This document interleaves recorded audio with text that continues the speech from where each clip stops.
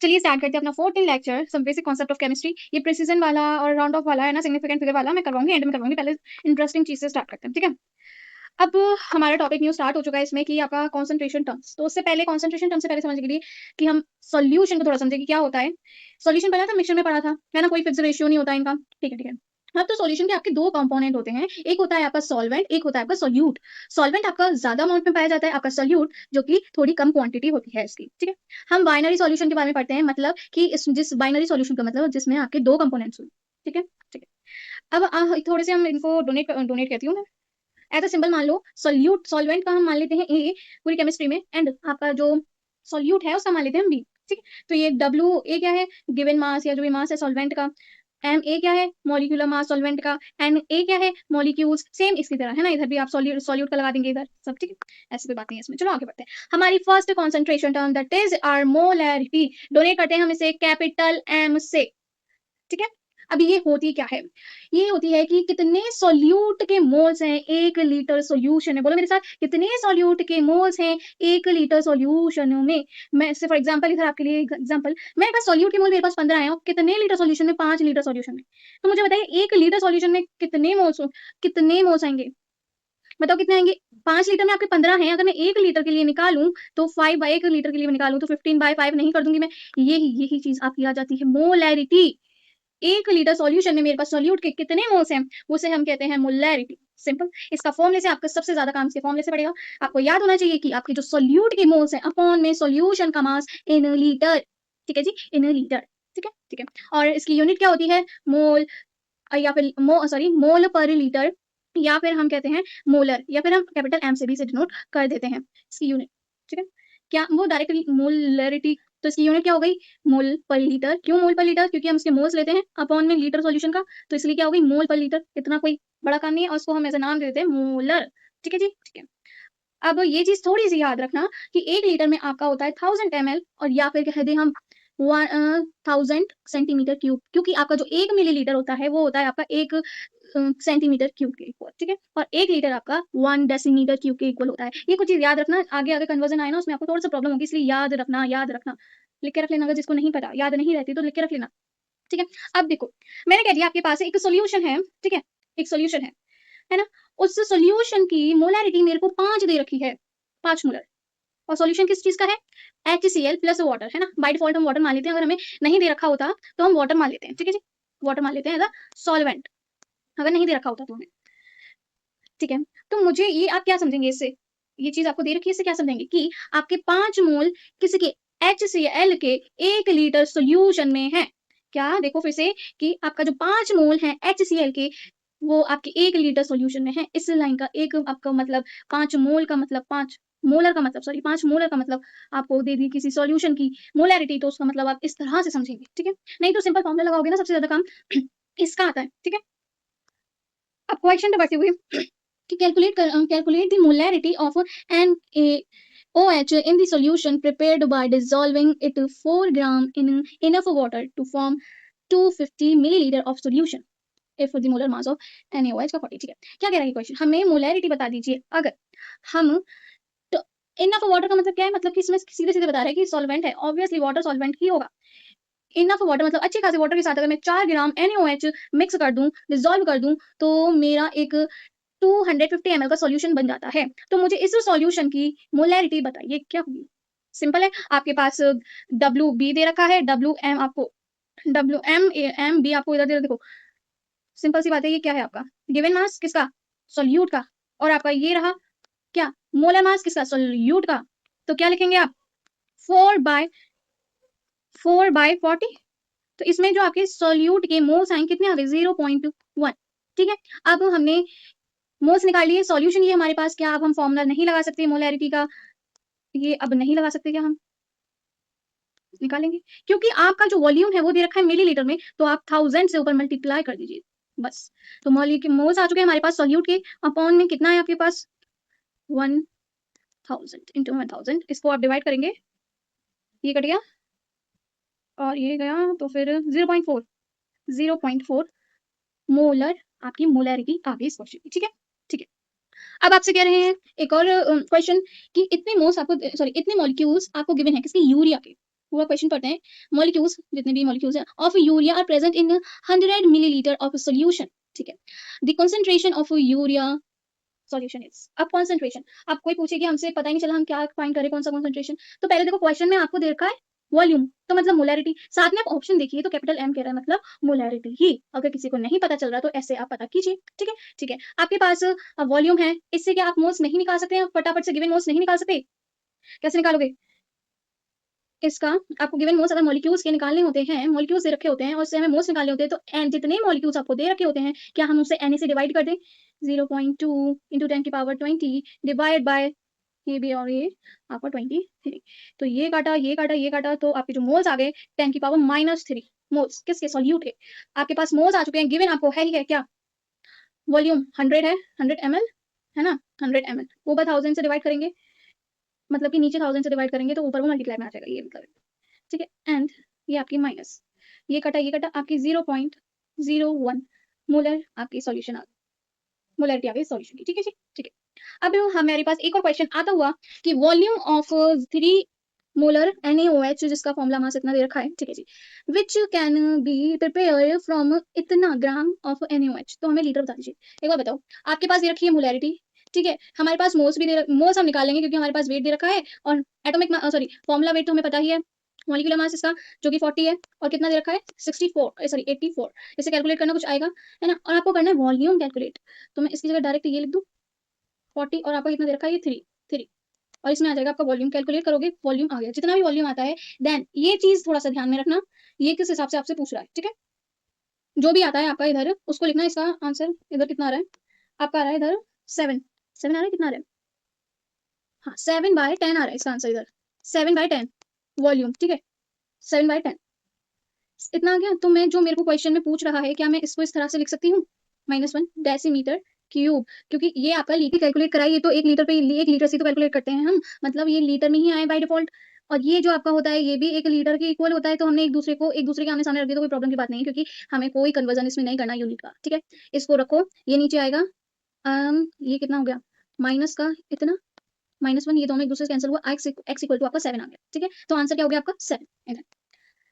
अब एक और क्वेश्चन आपका कि sodium oxide react with water to produce sodium hydroxide, sodium oxide react करता है वाटर के साथ, सोडियम हाइड्रोक्साइड बनाया, ठीक है जी। हमने कह रहे हैं कि 20 gram of sodium oxide is dissolve 500 litre water, हमने 500 लीटर वाटर लिया और उसमें आपका इतना ग्राम सोडियम ऑक्साइड को डिसॉल्व कर दिया, ठीक है जी। और देखो अब जो भी हमने ये वॉल्यूम मतलब जो भी वाटर था उसमें हमने डिसॉल्व कराना, ये उससे इसे डिसॉल्व करने से हमें कोई ऐसा चेंज नहीं आया वॉल्यूम में, ठीक है, ठीक है। तो कह रहे हैं concentration of the resulting NaOH, मतलब वो हमसे पूछना चाहता है NaOH की मोलैरिटी बता दीजिए, ठीक है जी। अब देखो कोई कहे मुझसे कि दीदी ये आपका हो गया सॉल्यूट, चलिए ठीक है, ये हो गया सॉल्वेंट, और जो हम इधर कोई सॉल्यूशन अगर किसी ने करा होगा तो हमने इधर मास रखा है 500, तो ये तो 500 सॉरी मास नहीं कह रही वॉल्यूम, तो ये तो आपका सॉल्यूट है ना बेटा जी। अभी आगे की क्वेश्चन यही तो ये कह रहा है इन दोनों को मिक्स करा है, तो मतलब ये तो वो बन गई ना सॉल्यूशन, सॉल्यूशन का इतना ही वॉल्यूम रहा, इसमें ये भी कह रहा है कोई चेंज नहीं आया, इसलिए ये ही सॉल्यूशन का आपका वॉल्यूम बन जाता है इधर, ठीक है। हाँ, अब फिर हाँ कॉन्सेंट्रेशन फाइंड करनी है हमें NaOH की, ठीक है, ठीक है। आपके लिए टेंशन न को लेनी, आपको ये रिएक्शन दे रखी है और आगे आप पढ़ेंगे ये रिएक्शन की, कोई टेंशन नहीं लेनी उस चीज की, ठीक है। तो ये बैलेंस आपकी रिएक्शन है, ठीक है। तो हमें इसका मास गिवन है, बट हमें मोलैरिटी फाइंड किसकी करनी है, NaOH की, और मास किसका दे रखा है Na2O का, मतलब सोडियम ऑक्साइड का। तो हम क्या करें, जो हमारा पहला स्टोइचियोमेट्रिक कोएफिशिएंट के बारे में पढ़ रहे थे, क्या वो वाला कॉन्सेप्ट लगा दें? हाँ जी, पहले इसके मोल्स निकालिए, गिवन के मोल्स निकाल सकते हैं आप, इसका मास जो भी आपको गिवन है अपॉन में इसका जो मॉलिक्यूलर मास आएगा, ठीक है, इस तरह से हमने कैलकुलेट करा। ये तो अभी बहुत सिंपल सी चीज हो गई ना, हम कह रहे हैं आपको क्वेश्चन एक बार पढ़ो, आपको सिर्फ सोडियम ऑक्साइड का मास दे रखा है, और जो मोलैरिटी पूछी हुई है वो पूछी हुई है आपकी किसकी, सोडियम हाइड्रोक्साइड की। सोडियम हाइड्रोक्साइड का हमें मास चाहिए, या फिर आपको इसकी वॉल्यूम वो चाहिए मॉलिक्यूल्स, तो कैसे निकालोगे? तो वही स्टोइचियोमेट्रिक का खेला खेल दो इधर, कि पहले इसके जो गिवन है उसके मोल्स निकालिए, देन इसके मोल्स निकालने के लिए आप क्या करेंगे, इसका स्टोइचियोमेट्रिक कोएफिशिएंट अपॉन में इसका स्टोइचियोमेट्रिक कोएफिशिएंट इनटू में इसके मोल्स, गिवन के मोल्स इतने हैं, ठीक है, हो गया कुछ नहीं, मतलब कि हमारे NaOH के मोल्स आ गए हैं ए, और हमें सॉल्यूशन का वॉल्यूम भी पता है। तो क्या अब आप इसे रख के निकाल नहीं सकते हैं? ठीक है, निकालोगे, आपका 1.3 समथिंग आएगा, और देख लेना x कैसे निकालोगे, ठीक है, आप तो इतना कर सकते हो। हाँ जी, आपका जो मोलैरिटी दूसरा कौन सा भी क्वेश्चन हो आगे से बढ़ते हुए, कि आपको जो मोलैरिटी है 1 लीटर सॉल्यूशन किसकी, ऑर्थोफॉस्फोरिक एसिड की, having 70% purity by weight and उसकी स्पेसिफिक ग्रेविटी इतनी रखी। अब कोई मुझसे ये मत पूछ लेना कि स्पेसिफिक ग्रेविटी क्या है। हम लेक्चर याद करो आई गेस 6 या मुझे याद नहीं आ रहा 4 या 6 आई डोंट नो। तो इसमें हमने सबसे पहला टॉपिक यही पढ़ा था, अगर सॉलिड या लिक्विड आ जाते हैं तो उनकी जो रिलेटिव डेंसिटी होती है उसको हम स्पेसिफिक ग्रेविटी कह देते हैं, याद कीजिए। और जो गैस होती थी उसको क्या कहते थे बताओ? वॉल्यूम, वेपर डेंसिटी, है ना? हुँ, चलो। अब तो मतलब हमारे पास इसकी डेंसिटी भी गिवन है, इसकी डेंसिटी गिवन है। हमारे पास सॉल्यूशन का वो भी पता है, वॉल्यूम। एंड हमें बट सॉल्यूशन का वॉल्यूम पता है हमें, हमें डेंसिटी पता है, पर मास नहीं पता इसका कितना दे रखा है। क्या? और एक चीज़ सुनो, क्योंकि आपका पूरा प्योर नहीं है वेट, जितना मास आएगा हम जो भी कैलकुलेट करेंगे इधर से निकाल-निकाल के, वो ओनली 70% प्योर है, ठीक है? तो चलो देखते हैं क्या करना है, कैसे करना है। क्योंकि हमें अब क्या चाहिए, पहली बात तो आपको सॉल्यूशन का वो दे रखा है। देखो कोई कहे ना हमारे पास ये क्यों, इसका क्यों कह रहे हैं, ये तो खुद एक सॉल्यूट है बेटा जी। ये इस तरह से सॉल्यूशन आपका बना हुआ है, ये वाटर में है, इसके कुछ मॉलिक्यूल्स होंगे, ये वाटर है इधर अंदर, साथ में सॉल्यूट भी है इसके अंदर, H3, कोई और कलर ले लेती हूँ, H3PO4, है ना? ये सॉल्यूट भी है, इसमें ये वाटर भी है। तो ये मत सोचना कि हमने इधर ये ही क्यों लिखा है, ठीक है? ये इनका मिला के अच्छा, हम जब एक बात बताओ, HCl को डाइल्यूट करते हैं वाटर को डाल के, है ना? वाटर को डाल के डाइल्यूट करते हैं जिससे कि इसकी कंसंट्रेशन कम हो जाए। बट रहता तो वो HCl का सॉल्यूशन ही है पूरा, है ना? इसी ही पर्सपेक्टिव में कहा गया है। इसमें आप थोड़ा कन्फ्यूज़ मत होना, बिल्कुल भी कन्फ्यूज़ मत होना, ठीक है? सही है, सिंपल। कितना अच्छा है, कितना अच्छी तरह से कॉन्सेप्ट क्लियर हो रहा है कि अब आपके पास सॉल्यूशन का क्या है? वॉल्यूम। आपके पास इस सॉल्यूट की क्या है? डेंसिटी। क्या आप इस दोनों को वॉल्यूम एंड डेंसिटी से क्या इसका मास नहीं निकाल सकते? कैसे निकालोगे? Density, density equal to mass by volume. Mass निकालना है आपको, डेंसिटी आपको दे रखी है, कितनी दे रखी है? 1.54 into 10 sorry 1000 equals to your mass, है ना? तो मास इधर से आपका निकल के आ रहा है 1540 ग्राम्स, ठीक है? ठीक है। तो अब हमें बताइए आप, हमारे पास पर बेटा, इसमें ये जो मास निकल के आया है वो पूरा प्योर नहीं है, सिर्फ 70% प्योर है। तो इसका 70% निकालेंगे आप, तो ये कुछ इससे इंटू कर देना जितना भी आ रहा है ये। अरे अरे अरे अरे, ये आया है इसका मास, ठीक है? 70% प्योर, सही निकाला है ना मैंने? सही है, सही है। अब ये आ गया आपका मास, ये आया एक्चुअल मास इस क्वेश्चन के अकॉर्डिंग। अब रखिए आप, कितना वॉल्यूम है, रखो 1000 रखो। अपन देखो ये मास आ गया, ये तो मास आ गया ना, डब्ल्यू आ गया। मैं ये गलत लिख रही हूँ नोटेशन, रुको जी। ये डब्ल्यू आ गया आपका, डब्ल्यू कितना है? 515 इंटू 10 की सॉरी इंटू 7, ये आपका डब्ल्यू आ गया, डब्ल्यू बी। और इसका अगर डब्ल्यू बी को मैं एम डब्ल्यू से डिवाइड कर दूं तो मुझे ये एन डब्ल्यू एन बी दे देगा। मैं ये कह रही हूँ अगर मैं गिवन मास को डिवाइड कर दूं मोलर मास से, क्या मुझे मोल्स मिल जाएंगे? इसका मास आपको दे रखा है 98 आई गेस, हाँ जी 98।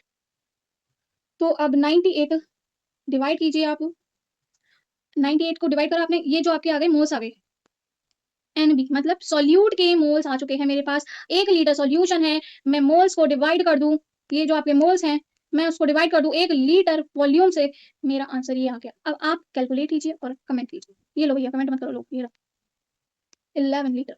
चलिए, फॉर्मेलिटी सच में एक फॉर्मेलिटी ही है, कुछ नहीं है, बस ये आयोनिक कंपाउंड के लिए यूज करनी जाती है, बिल्कुल सेम एज बिल्कुल आपका मोलैरिटी, बिल्कुल मोलैरिटी है। जो भी आपका इसका सॉल्यूट होगा, है ना, कंपाउंड जो भी आपका सॉल्यूशन होगा उसमें जो सॉल्यूट होगा वो होगा आयनिक कंपाउंड, ठीक है? वो आयनिक कंपाउंड का वेट जो भी आपको गिवन है अपॉन उसका मॉलिक्यूलर वेट या फार्मूला वेट, आप कुछ भी कहें, इनटू में डिवाइड बाय आपका वॉल्यूम 1 लीटर से वही आ जाए भाई, वही है आपका, वही है। अभी ये जो एक क्वेश्चन करा था कि सबसे पहले वही करा था हमने, सबसे पहले ये रहा, नहीं ये वाला नहीं है, ये रहा NaOH वाला। देखो इसमें कह रहा है फार्मूला वेट, देखो देखो देखो, आपसे कह रहा है फार्मूला वेट, ये हम्म यही है, कुछ नहीं है, ऐसे ही हमें ऐसे ही सॉल्व करना है। देखो फिर से आ गया है, हाउ मेनी ग्राम्स ऑफ, अब उसने पूछा how many grams of NaOH should be dissolved in make 100 centimetre cube of 0.15, आपका ये क्या दे रखा है? फॉर्मेलिटी, ये पूरी NaOH सॉल्यूशन फॉर्मेलिटी आपको गिवन है। आपको ये भी गिवन है क्या? वॉल्यूम, इसका मास पूछा है, सॉल्यूट का गिवन मास पूछा है, मतलब डब्ल्यू बी पूछा है आपसे। क्या आपके पास पता है एम डब्ल्यू? क्वेश्चन में गिवन है। क्या आपको वॉल्यूम पता है? गिवन है। क्या आपको फॉर्मेलिटी पता है? गिवन है। फॉर्मेलिटी का अगर कोई सोचे फॉर्मेलिटी क्या होगी, कुछ नहीं होगी बेटा, वही होगी फॉर्मूला फॉर्मेलिटी का अपॉन में फॉर्मूला मास को बोलो चाहे कुछ भी बोलो, चाहे अगर फॉर्मूला मास नहीं समझ में आया ना, मॉलिक्यूलर मास ही है उस कंपाउंड का, है ना, इन और वॉल्यूम इन लीटर। आपके पास से ये पूछ रहा है, ये गिवन है आपको, हाँ ये लिख लो अगर कंफ्यूज हो तो, ये गिवन है, ये गिवन है, ये गिवन है। क्या आप अब ये चीज रख के नहीं निकाल देंगे पूरा? बताओ। और ये चीज ये आपका याद हो तो 1 millilitre equal to your 1 centimetre cube, है ना? अब यार ये निकाल सकते हो आप, ठीक है, आपके हवाले, निकाल सकते हो ये। अब हम आते हैं मोलालिटी पे। ये मोलालिटी क्या चीज है भाई? ये है कि आपके सॉल्यूट के देखो, आपका एक किलो मैंने सॉल्वेंट लिया, ठीक है, 1 किलो सॉल्वेंट ले लिया मैंने, ठीक है। उसमें सॉल्यूट के कितने मोल है? देखो, 1 किलो सॉल्यूट है, उसमें सॉल्वेंट के 1 किलो सॉल्वेंट है, आपके सॉल्यूट के मोल कितने हैं? आप अगर ऊपर जाएँ और देखें किसको? मोलैरिटी को। इसमें क्या था? 1 लीटर ऑफ सॉल्यूशन में आपका कितने मोल्स हैं सॉल्यूट के? ये था आपका मोलैरिटी एंड मोलैलिटी में आपका कि 1 किलो सॉल्वेंट है आपके पास, 1 किलो कोई सॉल्वेंट दे दिया आपको, उसमें पूछ लिया बता दो भाई इसमें सॉल्यूट कितने हैं मोल्स के? मोल्स के कितने सॉल्यूट हैं? ठीक है? यही होती है। से फॉर एग्जांपल आपको समझाने के लिए मेरे पास 4 किलो मैंने सॉल्यूट ले लिया भाई, तुम्हें समझाने के लिए मैंने 4 किलो सॉल्यूट ले लिया, उसमें मेरे को कितने मोल्स मिले? 16 मोल्स मिले, ठीक है, सॉल्यूट के। तो 1 किलो में कितने मोल्स मिलेंगे मुझे? वही होती है आपकी मोलैलिटी, जो कि स्मॉल एम से डिनोट करी जाती है कि 4 किलो में आपके 16 मोल्स थे, तो 1 किलो में कितना हो जाएगा? 16/4, 4 इज योर मोलैलिटी। फॉर्मूले से सारा काम हो जाएगा भाई मेरे, टेंशन नहीं लेनी कि जो आपका सोल्यूट के मोल्स है अपॉन में जो सॉल्वेंट का मास जो आपको गिवन और केजी में ही पुट करना है आपको, ठीक है। इसकी जो यूनिट होती है वो आ जाएगी मोल पर किलोग्राम, क्योंकि आपका ये मोल है और नीचे आपका क्या है? किलोग्राम में आपका सॉल्वेंट का मास है, ठीक है। क्या से मोल भी कह देते हैं, ठीक है जी, ठीक है। अब ये छोड़ो, यहाँ पे आते हैं डायरेक्ट कि आपकी कुछ कॉन्सेंट्रेशन टर्म्स होती हैं जो सिर्फ मास उनमें आता है, जिस वजह से उनका अगर टेम्परेचर चेंज हो जाए ना, वो चेंज नहीं होती। टेम्परेचर चेंज होने पे कॉन्सेंट्रेशन टर्म्स वो चेंज नहीं होती, जैसे कि आपका मोलिलिटी। क्यों? उसमें आपका मोल्स बाय मास था, और किसका मास था? सॉल्वेंट का मास था, ठीक है। बट जब आप अपनी मोलैरिटी को देखेंगे, उसमें आपका वॉल्यूम इन्वॉल्व हो जाता है, वॉल्यूम चेंज होता जाए टेम्परेचर चेंज होने का। तो हम इसलिए क्या कह सकते हैं? आपका मोलैलिटी छोटा m, molality is better method to represent the concentration as it does not change with temperature। क्यों ये क्यों बेटर है ज्यादा? क्योंकि ये टेम्परेचर के साथ चेंज नहीं होती है, ठीक है। आपका एक क्वेश्चन ये वाला, उसके बाद हम एक्यूरेसी प्रिसिजन वाला देखते हैं। Molality of the urea solution which is, इतने ग्राम है यूरिया का सॉल्यूशन में, मोलैलिटी बतानी है ना? हाँ जी, मोलैलिटी। देखो दोबारा पढ़ते हैं। The molality of urea solution in which इतने gram of urea is added to the इतने वॉल्यूम ऑफ वाटर। अच्छा, वॉल्यूम ऑफ वाटर हमसे पूछी गई है मोलैलिटी, और हमें वो दे दिया है वॉल्यूम, तो क्या करें बेटा जी? वाटर है, इसकी डेंसिटी है, सॉरी डेंसिटी कह रही हूँ, हाँ डेंसिटी, इस वाटर की डेंसिटी 1 होगी, क्योंकि आपके पास इसका वॉल्यूम है। क्या हम मास नहीं निकाल लेंगे? यही तो आपका सॉल्वेंट है, तो आप इससे पहले WA निकालिए। कैसे निकालेंगे? WA निकालेंगे आप डेंसिटी इंटू में आपका वॉल्यूम कितना दे रखा है? 0.3 आई गेस, हाँ जी 0.3 लीटर, ये आपका लीटर होता है, इतना याद कर लेना, ठीक है, ये कन्वर्जन। तो आपका इतना क्या निकल आया? गिवन मास सॉल्वेंट का, ठीक है जी, सॉल्वेंट का मास आ गया। अब हमें बताइए कि क्या मोल्स दे रखे हैं सॉल्यूट के? जी नहीं, हमें मास दे रखा है, उससे हमें कैलकुलेट करना है इसके मोल्स। तो इसका यूरिया का जो मास होता है, मोलिकुलर मास जो होता है यूरिया का, क्योंकि आपका ये क्या है? सॉल्यूट है, तो हम इसको B से डिनोट कर रहे हैं इसलिए। तो ये आपका 60 होता है यूरिया का मास, और आपको गिवन मास मतलब कि आपको WB गिवन है इतना, तो क्या आप 0.01 को इस तरह से लिख के आप इसके मोल्स नहीं निकाल लिए आपने सॉल्यूट के, और आप इससे डिवाइड कर दीजिए आप, मतलब मैं कह रही हूँ डायरेक्ट एक काम करो, यूं लिख दो 0.1 ही तो है ना इधर, हाँ। तो ये आपका आ गया मोलैलिटी, ये कैलकुलेट करते रहो, आंसर इधर आ जाएगा, ठीक है। इसका आंसर ये बन रहा है। अब चलिए हम स्टार्ट करते हैं, थोड़ा सा सिंपल सादा चीजें पीछे से स्टार्ट कर, चलो इधर से करते हैं। इसमें से कह रहा है आपको एक्यूरेसी एंड प्रिसीजन, ये क्या होता है? इसे एग्जांपल के साथ समझते हैं, थोड़ा कुछ भी नहीं है, तो इसमें भी पढ़ते हैं हम, कुछ नहीं है। देखो एग्जांपल समझोगे ज्यादा सही रहेगा कि एक रूम है जिसकी एक्चुअल लेंथ आपकी है 10.5 मीटर, चार यानी 5 नहीं 4 ही बंदे हैं, लो भाई, पर्सन ए, पर्सन बी, पर्सन सी, पर्सन डी, ठीक है। उन्होंने 5 बार रीडिंग ली है, ठीक है, ठीक है। तो अब बताइए, देखो प्रिसीजन का मतलब वो होता है, प्रिसीजन का मतलब कि जो आपकी एक्चुअल वैल्यू के पास कितनी बार, कैसे कितनी आ रही है, कितनी बार लेके आया पास, ठीक है। और जो आपका एक्यूरेसी वो होती चीज है, इन सब का सम, जो भी आपने रीडिंग निकाली है उनका एवरेज, सम नहीं एवरेज, देन कितना आता है उसके अकॉर्डिंग कितनी पास आती है एवरेज की वैल्यू, वो कह जाती है आपकी एक्यूरेसी। इधर से देखो समझ जाओगे, ये ऑलरेडी गिवन है एवरेज, इन सब का एवरेज ऑलरेडी गिवन है, ठीक है जी, कोई बात नहीं है। एक्चुअल रीडिंग ये है आपकी, पहले ए बंदे ने एक बार इतनी कैलकुलेट करी, 2 बार, तीसरी बार, चौथी बार, 5 बार। अब इसमें देखो सबसे बड़ा नंबर कौन सा? ये है, और सबसे छोटा देखो कौन सा? ये है। इन दोनों को माइनस करो तो 0.4 का डिफरेंस आ रहा है, तो हम कह सकते हैं इतना वो डिफरेंस नहीं है। और इसकी एवरेज देखो, मतलब इसकी एक्यूरेसी इन सब को मिला के कितनी, मतलब बिल्कुल एक्यूरेट है। तो एक्यूरेसी इसकी बिल्कुल सेम है, मतलब बिल्कुल एक्यूरेसी बिल्कुल सही है, बिल्कुल मस्त है इसकी एक्यूरेसी। तो ए वाले की आपकी एक्यूरेसी भी अच्छी है, बी और इनकी प्रिसीजन भी अच्छा है, पास-पास ही आई है वैल्यूज़ के, ठीक है? ठीक है। अब बी वाला पर्सन देखो, इसकी 0.10 भी आई है, देन चलो 0.1 10 0 नहीं 10.0 10.1 10.2 फिर 3 ठीक है। देखो जो आपकी वैल्यू है क्या इसके पास थोड़ी-थोड़ी आ रही है? हाँ, आ रही है, आ रही है, आ रही है, ठीक है, आ रही है। अब देखिए आप जो एवरेज करा है इनका, क्या इसके पास आ रहा है? काफ़ी दूर नहीं हो गया? तो प्रिसिज़न तो अच्छा है इसका, पर एक्यूरेसी नहीं है इसकी अच्छी, ठीक है? सही है जी। अब देखिए सी वाला बंदा, देखो, इतना देखो, इसको, ये तो काफ़ी अरे भाई ये काफ़ी दूर चले गए ये और ये तो काफ़ी दूर चले गए।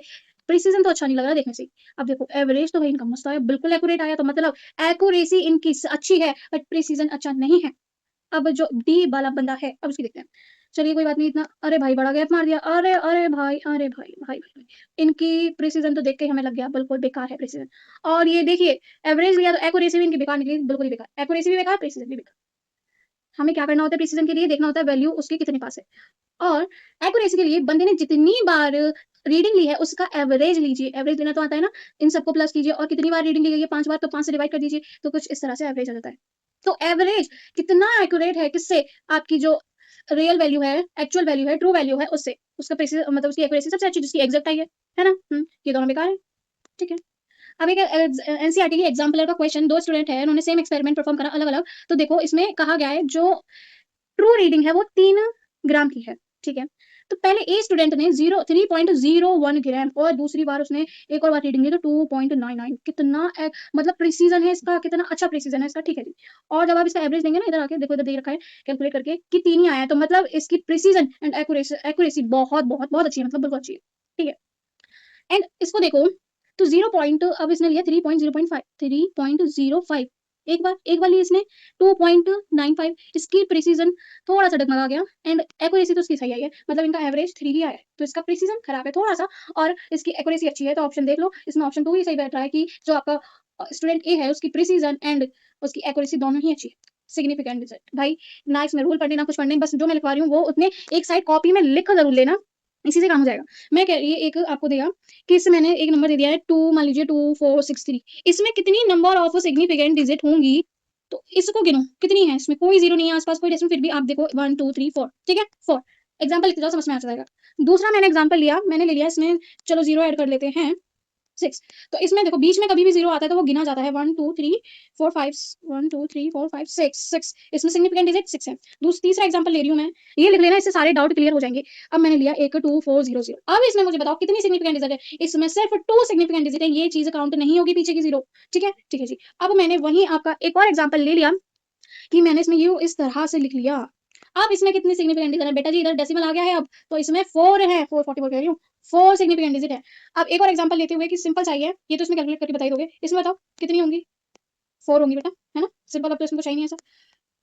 डेसिमल के बाद अगर 0 आ जाता है, तो वो काउंट होता है और इसमें जब डेसिमल ही नहीं है, ऐसे सिंपल 0 आ रहा है, वो काउंट नहीं होता सिग्निफिकेंट डिजिट में। ये लिख लेना, तुरंत की तुरंत दिखाई दे जाएगा आपको सामने। अब देखो, एक और एग्जांपल लेते हुए कि मैंने आपके कौन-सा है 6th कि मैं इधर कह रही हूँ आपको कितनी सिग्निफिकेंट डिजिट होंगी, ये बता दो मुझे इसमें। 6th वाला मैं ले रही हूँ आपके लिए 0.0058 है ना? कुछ भी दे रही। इसमें बताइए अब कितनी सिग्निफिकेंट डिजिट है? चाहे ये ले लो, ऐसे ले लो, ये लो। नहीं, नहीं इसको बाद में करेंगे बताओ इसमें कितनी सिग्निफिकेंट डिजिट है? बेटा ये आगे के 0 काउंट नहीं होंगे, डेसिमल आ गया तब भी काउंट नहीं होंगे क्योंकि आगे 0 ही है, आगे 0 ही है इसलिए ये एग्जांपल लिखोगे डायरेक्ट इतने बड़े रूल पढ़ने से आपको समझ ही नहीं आएगा। डायरेक्ट लिखो, काम खत्म करो। इसमें सिर्फ 3 ही सिग्निफिकेंट डिजिट है। आप अब इस वाले में कैलकुलेट करेंगे। देखो एक और एग्जांपल मस्त सा मैं दे दूँ आपको अब ये चलो इसमें ये ले लो यू। अब बताओ इसमें कितनी है? अब पता है इसमें ये वाला 0 भी काउंट होगा, इसमें अब ये वाला भी 0 काउंट होगा। तो 1 2 3 4 है। इसलिए कह रही हूँ इस टाइप के एग्जांपल लिख लो, एक ही से काम बन जाएगा। बार-बार इतने बड़े रूल्स पढ़ने की जरूरत नहीं पड़ेगी। अब एक और मैंने कहा आपसे 2.6 × 10 की पावर 24 अब बताओ इसमें कितनी सिग्निफिकेंट डिजिट है? इसमें सिर्फ 2 सिग्निफिकेंट डिजिट हैं, सिर्फ 2 सिग्निफिकेंट डिजिट है। एंड मैंने आपसे एक और लास्ट एग्जांपल आपके लिए कि बताइए इसमें मैंने कह दिया कि 10 पेन्स हैं आपके पास। इसमें कितनी सिग्निफिकेंट इसमें इनफाइनाइट सिग्निफिकेंट डिजिट्स हैं। अब ये बस आपका पूरा खेला खत्म। इसे पढ़ने की कोई ज़रूरत नहीं है, कोई ज़रूरत नहीं है। ठीक है? अब देखो इसमें आगे ये भी करवा दिया। राउंड ऑफ अभी करवा देते हैं। देखो राउंड ऑफ में कुछ नहीं है भैया 5th क्लास में करा था आई गेस। जब आपका ये देखो मैंने कहा आप इस पूरी ये नंबर है आपका, ठीक है? 3.678 मुझे 2 आफ्टर 2 डेसिमल तक आप मुझे इसको राउंड ऑफ करके दे दीजिए। Up to 2 decimal. तो कित कैसे करोगे? मतलब ये वाला तो गायब होगा। अब ये देखो 5 से बड़ा है, तो ये एक ऐड हो जाएगा, तो क्या हो जाएगा? ये कर लोगे? अगर ये 5 से छोटा है, ये एज इट इज रह जाएगा इधर, ठीक है। अगर मैं कहती इधर मुझे सिर्फ यहाँ तक राउंड ऑफ करके दे दीजिए, वो एक मतलब कि आफ्टर 1 मतलब मैं ये कहना चाह रही हूँ अप टू 1 डेसिमल डिजिट तक मुझे इसका नंबर का राउंड ऑफ करके दे दीजिए। तो आप अब इधर देखो, ये वाला नंबर देखेंगे, ये वाला जो जहाँ तक जिससे करना होता है, जहाँ तक करना होता है उसके बाद वाला नंबर देखते हैं। ये 5 से बड़ा है, हाँ बड़ा है, तो इसमें ऐड कर देगा तो आ जाएगा आपका 3.7। कुछ भी नहीं है यार इसमें, है ना। अगर हम कह दें इधर आपका आ जाता 5, तो इधर आपका अगर 5 आ जाता, जिसको हमें देख के राउंड ऑफ करना है, इधर अगर 5 आ जाता, तो ये अगर इवन है जिसको हमें इधर राउंड ऑफ करके लिखना है, जिससे हमें मतलब इधर मैंने कहा आपको ये इस तरह से दे रखा है, ठीक है। मुझे अप टू 1 डेसिमल डिजिट तक आप राउंड ऑफ कर दे दीजिए, आपका इस तरह का नंबर है। क्योंकि इधर 5 है, मुझे 1 डिजिट तक चाहिए, 1 डेसिमल डिजिट तक चाहिए इसका राउंड ऑफ।